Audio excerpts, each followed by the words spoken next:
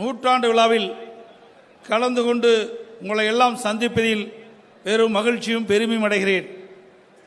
இந்த இனிய நிகழ்ச்சியிலே தலைமை தாங்கி தலைமுறை ஆற்றிய தமிழக சட்டப்பேரவை தலைவர் மாண்புமிகு அண்ணன் தனபால் அவர்களே, இந்த நிகழ்ச்சியிலே முன்னிலை வகித்து முன்னிலை உரையாற்றிய மாண்புமிகு சட்டம், நீதிமன்றங்கள் மற்றும் சிறைச்சாலைகள் துறை அமைச்சர் மாண்புமிகு சகோதரர் திரு சி.வி. சண்முகம் அவர்களே,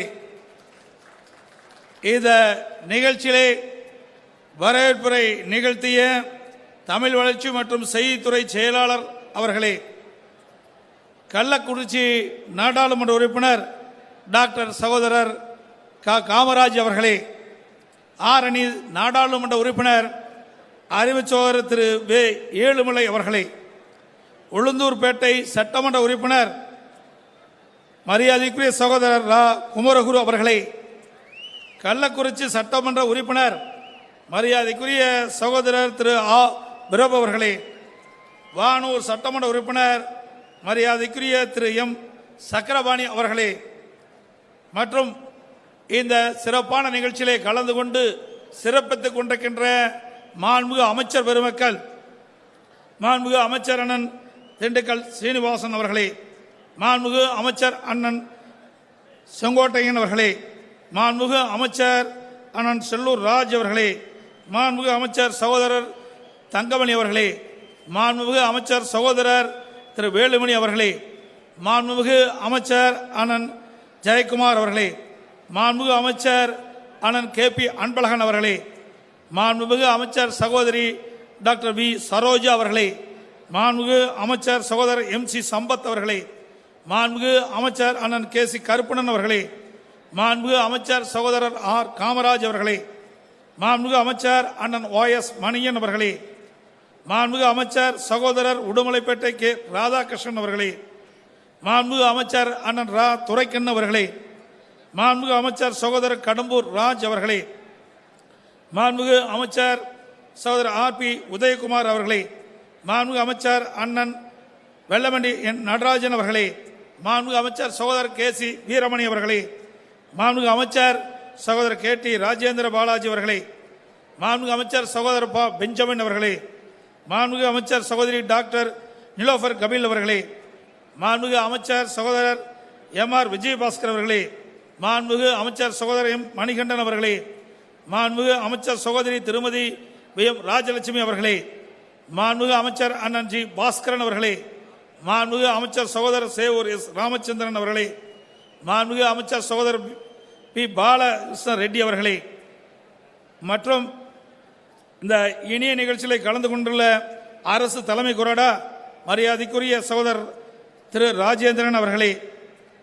வாரிய தலைவர் மரியாதைக்குரிய அக்கா திருமதி ப. வளர்மதி அவர்களே, வாரிய தலைவர் மரியாதைக்குரிய அண்ணன் பி. கே. வைரமுத்து அவர்களே, மற்றும் நன்றியுரையாற்ற இருக்கின்ற விழுப்புரம் மாவட்ட ஆட்சித்தலைவர் முனைவர் லா. சுப்பிரமணியன் அவர்களே, தமிழ்நாடு கூட்டுறவு சர்க்கரை இணைய தலைவர் திரு கே.சி.ஜி. ஞானமூர்த்தி அவர்களே, மற்றும் இந்த சிறப்பான நிகழ்ச்சியிலே கலந்து கொண்டு சிறப்பித்துக் கொண்டிருக்கின்ற தலைமை கழக நிர்வாகிகளே, முன்னாள் அமைச்சர் பெருமக்களே, முன்னாள் நாடாளுமன்ற சட்டமன்ற உறுப்பினர்களே, முன்னாள் உள்ளாட்சி அமைப்பு பிரதிநிதிகளே, கூட்டுறவு சங்க நிர்வாகிகளே, கழகத்தின் விருதுகளாக இருக்கின்ற கழக தொண்டர்களே, அரசு அலுவலர்களே, பத்திரிகை மற்றும் ஊடகத்துறை நண்பர்களே, வணக்கத்திற்குரிய பெரியோர்களே, தாய்மார்களே, இளைஞர்களே, மாணவ மாணவிகளே, நலத்திட்ட பயனாளிகளே, உங்கள் அனைவருக்கும் முதற்கண் நன்றி கலந்த வணக்கத்தை தெரிவித்துக் கொள்கின்றேன். மாண்புமிகு புரட்சித் தலைவர் எம்ஜிஆர் அவர்களை பற்றி பேசுவதென்றால் எதற்கு அதிக முக்கியத்துவம் கொடுத்து பேசுவது, எந்த ஆற்றலை பற்றி பேசுவது, 8 திசையும் என்ற 8வது வள்ளல் மாண்புமிகு புரட்சித் தலைவர் பொன்மனச்செம்மல் அவர்கள் பள்ளிக்கு செல்லும் வயதில் வறுமையின் காரணமாக அரிதாரம் பூசி நாடகத்தில் நடிக்க தொடங்கினாரே, அதை பற்றியா? திரையுலகில் முடிசூடா மன்னனாக புகழின் உச்சியில் இருந்தாரே, அதை பற்றியா? அரசியல் வரலாற்றில் யாராலும் அசைக்க முடியாத முதலமைச்சராக, மன்னாதி மன்னனாக, தமிழ்நாட்டின் வெற்றி தளமாக திகழ்ந்தோரே, அதை பற்றியா? இதை பற்றி பேசுவது என்று பிரமிப்பு எனக்கு ஏற்படுகின்றது. மாண்புமிகு புரட்சி தலைவரை பற்றி எதை பேசினாலும் மாதக்கணக்கில் பேசலாம். அல்ல அல்ல குறையாத அட்சய பாத்திரம் போல அவ்வளவு அரிய செய்திகள் மாண்புமிகு புரட்சி தலைவரின் வாழ்க்கையிலே பொதிந்து கிடைக்கின்றன. மாண்புமிகு புரட்சி தலைவர் அவருடைய வாழ்க்கை ஒரு ஆழமான கடலை போன்றது.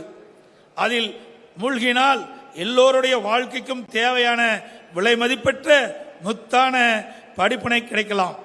என்னை பொறுத்தவரை மாண்புமிகு புரட்சி தலைவருக்கு நூற்றாண்டு விழா எடுக்கின்ற இந்த இனிய ஆண்டில் மாண்புமிகு புரட்சி தலைவர் எம்ஜிஆர் வாழ்க்கை வரலாற்றில் நான் பலமுறை மூழ்கி இருக்கின்றேன்.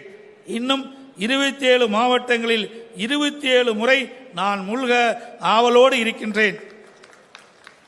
மாண்புமிகு புரட்சி தலைவர் எம்ஜிஆர் அவர்கள் பல ஆண்டுகள் தமிழ்நாட்டில் தலைப்புச் செய்தியாகவே வாழ்ந்த ஒரு மாபெரும் தலைவர். சிலர் வரலாறு படிப்பார்கள், சிலர் வரலாற்றை படைப்பார்கள், சிலர்தான் வரலாறாக வாழ்வார்கள். ஆனால் மாண்புமிகு புரட்சி தலைவர் அவர்கள்தான் வரலாறவே இந்த பூமிக்கு இறைவனால் அனுப்பப்பட்ட மாமனிதர். தோன்றின் புகழோடு தோன்றுக என்ற திருக்குறள் மாண்புமிகு புரட்சி தலைவர் எம்ஜிஆர் அவர்களுக்காகவே எழுதப்பட்டதோ என தோன்றும் வகையில் மிக பொருத்தமாக அமைந்திருக்கின்றது. தோன்றும் போதே புகழோடு தோன்றியவர் மாண்புமிகு புரட்சி தலைவர் எம்ஜிஆர் அவர்கள்தான். லட்சக்கணக்கான மக்கள் கூட்டத்தில் மாண்புமிகு புரட்சி தலைவர் தோன்றினார் என்றால் அவர் தனியாக தெரிவார். அவர் புகழ் மட்டுமே அங்கு பேசப்படும். மாபெரும் சபைதனியில் நீ நடந்தால் உனக்கு மாலைகள் விழ வேண்டும், ஒரு மாற்று குறையாத மன்னவன் இவன் என்று போற்றி புகழ வேண்டும் என்று அவருடைய பாடலே அவருக்கு பொருத்தமாக அமைந்திருக்கிறது. ஒவ்வொரு மாவட்டத்திற்கும் தனி சிறப்புகள் பல இருந்தாலும் விழுப்புரம் மாவட்டத்திற்கென்று மிகப்பெரிய பாரம்பரியம் இருக்கிறது. இந்த மாவட்டம் ஆன்றோர்களாலும் சான்றோர்களாலும் அழகுபடுத்தப்பட்ட பெருமைப்படுத்தப்பட்ட புகழ்பெற்ற மாவட்டம் விழுப்புரம் மாவட்டமாகும். விழி மாநகரம் என்றும் நடுநாடு என்றும் அழைக்கப்படுகின்ற இந்த விழுப்புரம் மாவட்டத்தில் சான்றோர்கள் பலர் தோன்றியுள்ளார்கள். சைவத்தையும் தமிழையும் தலைக்கச் செய்த சுந்தரமூர்த்தி நாயனார், காஞ்சி பெரியவர், பரமாச்சாரியார், தந்திரசேகர சரஸ்வதி சுவாமிகள், ஸ்ரீ சக்கரவர்த்தி கம்பனை ஆதரித்த சடையப்ப வள்ளல், அசுகவி காலமேக புலவர் போன்ற பல பெரியோர்கள் பிறந்த புனிதமண் இந்த விழுப்புரம் மாவட்டமாகும். செஞ்சி ஆண்ட தேசிகராஜன் இந்த மண்ணுக்கு சொந்தக்காரரே. பெரிய புராணம் புகழும் மெய்ப்பொருள் நாயனார் இப்பகுதியை ஆண்டிருக்கிறார். பாரி மகளிரை மணந்த கோப்பரஞ்சிங்கன் இப்பகுதியில் 37 ஆண்டுகள் தொடர்ந்து ஆண்டிருக்கிறார். கடையேழு வள்ளல்களில் ஒருவரான காரி இப்பகுதியை ஆண்டிருக்கிறார். இந்த நூற்றாண்டில் வாழ்ந்த சென்னை ராஜதானியின் முதல்வராக இருந்த ஓமத்தூர் ராமசாமி ரெட்டியார், திருக்குறள் வி முன்னுசாமி, கவிஞர் உளுந்தூர்பேட்டை சண்முகம் போன்ற இன்னும் பலர் இந்த மண்ணிலே விளைந்த சான்றோர் பெருமக்கள் இந்த மாவட்டத்திற்கு புகழை தேடி தந்திருக்கின்றார்கள். இந்த மாவட்டம் விவசாய பெருமக்கள், வணிக பெருமக்கள், தொழிலாளர் பெருமக்கள் ஆகியோர் ஒன்று சேர்ந்து ஒற்றுமையாக வாழும் விழுப்புரம் மாவட்டமாகும். மேல்மலையனூர், திருக்கோயிலூர், திருவிடையாறு, திருவெண்ணநல்லூர், திருவக்கரை, கூவாகம் போன்ற ஆன்மீக ஊர்களை உடையது இந்த விழுப்புரம் மாவட்டம். அதேபோல செஞ்சிக்கோட்டை, கல்வராயன் மலை, மரக்காணம், ரிஷிவந்தயம் போன்ற ஏராளமான சுற்றுலா இடங்களையும் தன்னகத்தே கொண்டிருக்கின்றது விழுப்புரம் மாவட்டம். தமிழ்நாடு முதலமைச்சர் என்ற முறையில் புனிதமான இந்த மண்ணில் பேசுகின்ற நல் வாய்ப்பினை பெற்றதற்கு நான் பாக்கியம் செய்திருக்கின்றேன். ஏனென்றால் நான் சொன்ன மாமனிதர்கள் பிறந்த மண் இந்த விழுப்புரம் மாவட்டம் என்பதை பெருமையோடு சொல்லிக்கொள்ள கடமைப்பட்டிருக்கின்றேன். இந்த அரிய வாய்ப்பை எனக்கு வழங்கிய, உங்களை எல்லாம் சந்திப்பதற்கு வாய்ப்பளித்த மாண்புமிகு புரட்சி தலைவி அம்மா அவர்களுக்கு இந்த நேரத்தில் நான் நன்றியை தெரிவித்துக் கொள்கின்றேன். நான் இந்த நிலையை எட்டியதற்கும் இந்த மாவட்டம் உருவாவதற்கும் மாண்புமிகு புரட்சி தலைவி அம்மா அவர்கள் தான் காரணம் என்பதை இந்த நேரத்திலே நினைவு கூற கடமைப்பட்டிருக்கின்றேன். ஆங்கிலேயர் ஆட்சியில் பாலாற்றுக்கு வடக்கில் இருப்பது வடார்காடு மாவட்டமாகும்.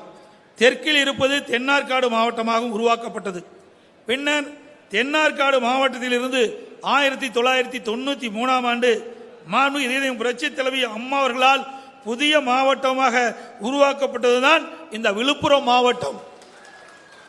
எனவே புராண வரலாற்று பெருமைகள் பல இந்த மாவட்டத்திற்கு இருந்தாலும் மாண்பு இதயம் புரட்சி தலைவி அம்மா அவர்களால் உருவாக்கப்பட்டதால் இந்த மாவட்டத்திற்கு தனி சிறப்பு ஏற்பட்டது என்பதை இந்த நேரத்தில் பெருமையோடு சொல்லிக்கொள்ள கடமைப்பட்டிருக்கின்றேன். விழுப்புரம் மாவட்டம் விவசாயத்தை நம்பி இருக்கிறது. அதனால் வேளாண்மை துறை சார்ந்த ஒரு சில விவரங்களை மட்டும் இங்கே குறிப்பிட விரும்புகிறேன். விழுப்புரம் மாவட்டத்தில் நெல் சாகுபடி செய்யப்படும் நிலப்பரப்பு 1,71,478 ஹெக்டேர் ஆகும். அதாவது அந்த மாவட்டத்தில் உள்ள நிலப்பரப்பில் 36.1% ஆகும். மாநில நிலப்பரப்பில் 9.6% ஆகும். ஆனால் நெல் உற்பத்தியின் அளவு 8,32,585 டன் ஆகும். இது மாநில உற்பத்தியில் 10.5% ஆகும். இதே போன்று இம்மாவட்டத்தில் கரும்பு உற்பத்தி செய்யப்படும் நிலப்பரப்பு 79,709 ஹெக்டேர் ஆகும். அதாவது மாவட்ட நிலப்பரப்பில் 16.8% ஆகும். மாநில நிலப்பரப்பில் 30.3% ஆகும். கரும்பு உற்பத்தியின் அளவு 93,68,210 டன்களாகும். இந்த மாநில உற்பத்தியில் 33.3% ஆகும். அதிக அளவு நெல் மற்றும் கரும்பு உற்பத்தி செய்யும் விழுப்புரம் மாவட்டமாகும் என்பதை அறிவதில் பெரும் மகிழ்ச்சி அடைகின்றேன். விழுப்புரம் மாவட்ட விவசாய பெருங்குடி மக்களின் உழைப்பிற்கு இது ஒரு அளவுகோல் என்றே சொல்லலாம். மாண்புமிகு புரட்சி தலைவர் அவர்கள் தனது பெரும்பாலான திரைப்படங்களில் தொழிலாளியாக கதாபாத்திரத்தில் நடித்திருக்கின்றார்.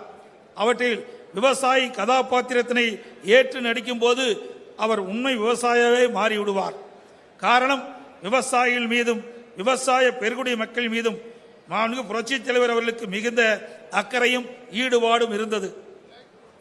அதனால் உழவர் பெருமக்களை அதிகமாக கொண்டிருக்கின்ற விழுப்புரம் மாவட்டத்தில் புரட்சி தலைவர் எம்ஜிஆர் அவர்களின் 100ஆண்டு விழாவை கொண்டுவிடுவது என்பது மிகவும் பொருத்தமாக நான் கருதுகிறேன். மேலும் இந்த விழாவை கொண்டாடுவதற்கு ஒரு தகுதியான பெருமை என்னவென்றால், 100ஆண்டு நாயகன் மாண்பு புரட்சி தலைவர் பொன்மனச்செம்மல் எம்ஜிஆர் அவர்களின் கலை சேவையை பாராட்டி விழுப்புரம் முத்தமிழ் மன்றம் கலை அரசர் என்ற பட்டத்தை வழங்கி சிறப்பித்துள்ளது. உங்களை போன்ற நல்ல உள்ளமுடையவர்கள் மாண்புமிகு புரட்சி தலைவர் அவர்களுக்கு வழங்கிய பட்டங்கள் தான் அவரை ஊக்குவித்து பின்னால் தமிழ்நாட்டின் தலை சிறந்த மனிதராக, தலைவராக, முதலமைச்சராக மாற்றியது. மாண்புமிகு புரட்சி தலைவர் வேர் என்றால் மாண்புமிகு புரட்சி தலைவி அம்மாவில் அந்த வேரால் வளர்ந்த கற்பக விருட்சகம். பறந்து விரிந்து இருக்கின்ற அந்த கற்பக விருட்ச நிலையில் நாம் அனைவரும் இப்போது குடியிருக்கிறோம். நாளை வரப்போகின்ற அத்தனை தலைமுறைகளும் அம்மா என்ற கற்பக விருட்ச நிலையில்தான் குடியிருப்பார்கள். மாண்புமிகு புரட்சி தலைவர் வாழ்ந்தபோது வாழ்ந்த பெரியோர்கள் புரட்சி தலைவரின் கலை வாழ்க்கையும் அரசியல் வெற்றிகளையும் மலரும் நினைவுகளாக நினைத்து பார்க்க வேண்டும். தமிழ்நாட்டின் மாபெரும் சக்தியாக விளங்கிய சாதனை தலைவர்களின் சரித்திரம் இன்றைய தலைமுறைக்கு தெரிந்திருக்க வேண்டும். அதற்காகத்தான் இந்த 100ஆண்டு விழா சீரும் சிறப்புமாக விழுப்புரம் மாவட்டந்தோறும் நடத்தப்பட்டு வருகின்றன. இந்த விழாவின் மூலம் இளைஞர்கள், குழந்தைகள், மாணவ மாணவிகள் புரட்சி தலைவரை முன்மாதிரியாக கொண்டு உழைக்க வேண்டும், ஒழுக்கத்தோடு வாழ வேண்டும், பெற்றோரை பாதுகாக்க வேண்டும், பெரியோரை மதிக்க வேண்டும், தர்மம் செய்ய வேண்டும் என்பதை உறுதிமொழியை எடுத்துக்கொள்ள வேண்டும் என்பதுதான் எனது விருப்பம். அதுதான் இந்த விழாவிற்கு கிடைத்த வெற்றியாகும். எனவே நான் தொடக்கத்திலே கூறியது போல புரட்சி தலைவர் எம்ஜிஆர் என்கின்ற கடலில் மூழ்கி எடுத்த முத்து போன்ற தகவல்களை உங்களோடு பகிர்ந்து கொள்ள விரும்புகிறேன். அரிது அரிது மானிடாய் பிறத்தல் அரிது, அதனும் அரிது கூன் செவிடு பேடு நீக்கி பிறத்தல் அரிது, அதனும் அரிது மாண்புமிகு புரட்சி தலைவரை போல் பிறத்தல் அரிது, அதனும் அரிது அவரை போல் வள்ளலாக வாழ்வது அரிது, அதனும் அரிது அவரை போல் முதல்வராய் ஆள்வதும் அரிது, அதனும் அரிது அவரை போல் மக்கள் மனதில் இருப்பதும் அரிது. இது முற்றிலும் உண்மையாகும். இது உண்மையாகத்தான் என்பதற்கு சில சம்பவங்களை இங்கே எடுத்துக்கூற நான் கடமைப்பட்டிருக்கின்றேன். 4 புரட்சித் தலைவர் அவர்கள் 1977 ஆண்டில் தமிழ்நாடு முதலமைச்சராக பதவியேற்றதும் முதலில் மாவட்ட ஆட்சியாளரை தன் அறைக்கு அழைத்து கேட்ட முதல் கேள்வி இதுதான்: தமிழ்நாட்டில் ஏழ்மையில் எத்தனை பேர் இருக்கிறார்கள்? ஏழைகளுக்கான திட்டங்கள் உங்களிடம் என்ன இருக்கிறது? அந்த திட்டங்களில் விவசாயம், கல்வி, ரேஷன், வேலைவாய்ப்பு ஆகியவற்றிற்கு முன்னுரிமை இருக்கிறதா என்பதைத்தான் கேட்டார். மாவட்ட ஆட்சியாளர் வியந்து போனார்கள். சில ஆண்டுகள் மட்டுமே பள்ளிக்கு சென்ற ஒருவருக்கு மூவந்தர்களுக்கு இருந்த ஆளுமையும் அறிவும் வீரமும் சேர்ந்திருந்ததை 4 புரட்சித் தலைவர் ஆட்சி பொறுப்பேற்ற 6 மாதத்தில் மக்கள் புரிந்து கொண்டார்கள். ஒருமுறை பத்திரிகையாளர்கள் 4 புரட்சித் தலைவர்களிடம் இந்த 6 மாதத்தில் தமிழ்நாட்டுக்கு சொல்லும்படியாக என்ன செய்திருக்கிறீர்கள் என்று கேட்டார்கள். உடனடியாக 4 புரட்சித் தலைவர் பதில் கூறினார்: இந்த 6 மாதத்தில் மூடப்பட்டிருந்த 8 பஞ்சாலைகளில் 4 ஆலைகளை திறக்கப்பட்டுள்ளேன். இந்த 6 மாதத்தில் மூடப்பட்டிருந்த 153 தொழிற்சாலைகளில் 141 தொழிற்சாலைகள் இயங்க ஆரம்பித்து விட்டன. இந்த 6 மாதத்தில் 28,440 வேலை வாய்ப்புகள் உருவாக்கப்பட்டு அவளுக்கு அளித்திருக்கின்றேன் என்று 6 மாதத்தில் செய்து முடித்த திட்டங்களை பற்றி வரிசையாக தெளிவாக எடுத்துரைத்தார். பத்திரிகையாளர்கள் வாயடைத்து போனார்கள். சமீப காலமாக எதிர்க்கட்சிகள் மாண்புமிகு இதயம் புரட்சி தலைவி அம்மா அவர்களின் வழியில் வந்த அம்மா அரசு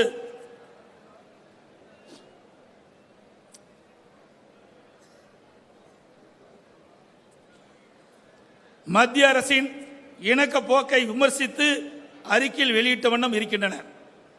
ஆட்சிக்கு வரும் வரை நான் அரசியல்வாதி, ஆட்சிக்கு வந்த பிறகு நான் அனைவருக்கும் பொதுவானவன், நான் எதிர்க்கட்சி ஆளுங்கட்சி என்று பார்ப்பதில்லை, அனைவரையும் தமிழ்நாட்டு மக்கள் தான், அனைவருக்காகவும் தான் நலத்திட்டங்கள் வகுக்கப்படுகின்றன என்ற கொள்கையை கொண்டிருந்த ஒரு மகத்தான தலைவர் நம்முடைய இதயம் புரட்சி தலைவர் எம்ஜிஆர் அவர்கள். மாண்புமிகு புரட்சி தலைவர் அவர்கள் முதன்முறையாக தமிழ்நாடு முதலமைச்சராக இருந்த பொழுது அப்பொழுது பாரத பிரதமராக இருந்த திருமதி இந்திரா காந்தி அவர்களுக்கு ஆதரவாக இருந்தார். அதன் பிறகு திரு மொரார்ஜி தேசாய் பாரத பிரதமரானார். அவரையும் மாண்புமிகு புரட்சி தலைவர்கள் ஆதரித்தார். அதன் பிறகு திரு சரண் சிங் பிரதமரானார். அவருக்கும் புரட்சி தலைவர் அவர்கள் ஆதரவு கரம் நீட்டினார்கள். அதனால் புரட்சி தலைவர் எம்ஜிஆரை எதிர்க்கட்சிகள் கிண்டல் செய்தன. இது பற்றி பத்திரிகையாளர்கள் புரட்சி தலைவரிடம் கேட்டனர். அதற்கு நான் இப்போது தனிப்பட்ட மனிதன் அல்ல, தமிழ்நாட்டின் முதலமைச்சர், மக்களின் நலன்தான் எனக்கு முக்கியம், மக்கள் நல திட்டங்கள் விரைந்து செயல்படுத்துவதற்காக மத்திய அரசுடன் இணக்கமான சூழ்நிலையை கடைபிடிக்கின்றேன். எதிர்க்கட்சியின் விமர்சனம் பற்றி எனக்கு கவலை இல்லை என்று தெரிவித்தார். மாண்புமிகு புரட்சி தலைவர் எம்ஜிஆர் மனித நேயமிக்க வழியைத்தான் மாண்புமிகு புரட்சி தலைவி அம்மாவின் வழியில் வந்த அம்மாவின் அரசும் கடைபிடிக்கிறது என்பதை நேரத்திலே தெரிவித்துக் கொள்கின்றேன். எங்களுக்கு விழுப்புரம் மாவட்டத்தில் தற்போது நடைபெற்று வரும் எம்ஜிஆர் நூற்றாண்டு விழா கொண்டாட்டத்தில் முதலமைச்சர் எடப்பாடி பழனிசாமி பேசி வருகிறார். அவருடைய உரையை நாம் நேரலையில் பார்த்துக் கொண்டிருக்கிறோம். அவர் பேசும்பொழுது எம்ஜிஆர் அவர்களின் பல்வேறு சாதனைகளை எடுத்து விளக்கி அவர் பேசி வருகிறார். முக்கியமாக தமிழகத்தில் மிக பெரும் சக்தியாக விளங்கியவர் எம்ஜிஆர் என்று பல்வேறு விஷயங்களை குறிப்பிட்டு அவர் பேசி வருகிறார். அவர் பேசி வரும் அந்த பேச்சின் முழுமையான சாராம்சங்களை அடுத்தடுத்த செய்திகளில் பார்க்கலாம்.